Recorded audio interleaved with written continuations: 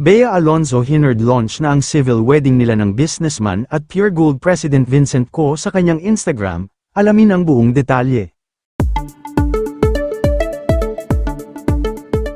Matatandaang ginanap ang kanilang napaka-pribado at simpleng civil wedding noong Lunes, ika-13 ng Hulyo, sa Makati City Hall.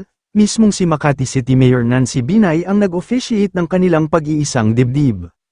Ayon sa mga ulat, iilang malalapit na kaibigan at piling saksi lamang ang dumalo sa seremonya upang mapanatili ang solemnidad at proteksyon sa kanilang privacy.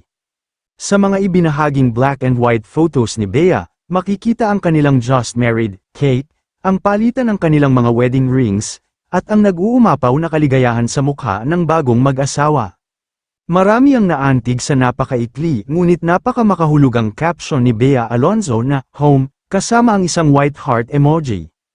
Para sa mga tagahanga ng aktres, tila ito na ang sagot sa mahabang biyahe ng kanyang puso para mahanap ang kanyang permanenteng tahanan at kapayapaan sa piling ni Vincent.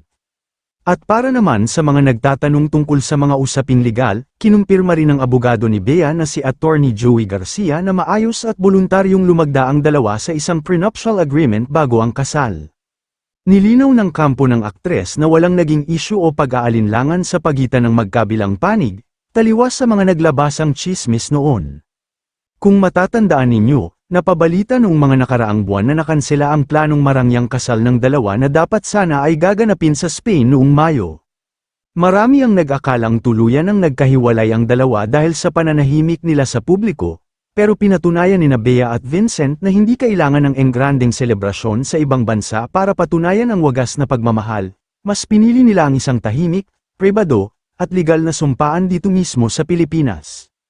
Bumuhos naman ang pagbati mula sa mga tagahanga ng aktres, maging ang mga kaibigan niya sa showbiz, ay dagsa din ng pagbati para sa kanyang naging simpleng kasal, pero puno ng pagmamahala nila ni Vincent.